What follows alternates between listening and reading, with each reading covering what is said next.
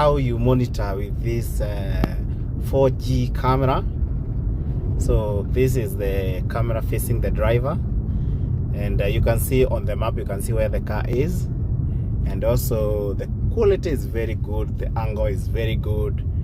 And if I want to monitor the front camera, I can click here, and now this is the front camera.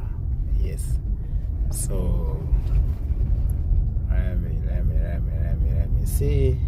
Very nice, very nice, very nice, very clear, and you can see my location right now. So it's on 4G. I'm able to monitor with my phone. Right now I'm inside the car, but also even if I'm not inside the car, I can monitor this car from anywhere I am.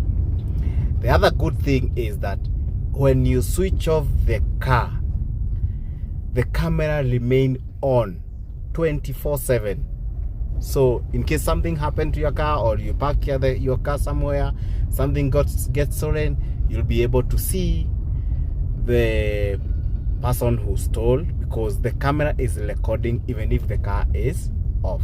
So this is nice, super nice.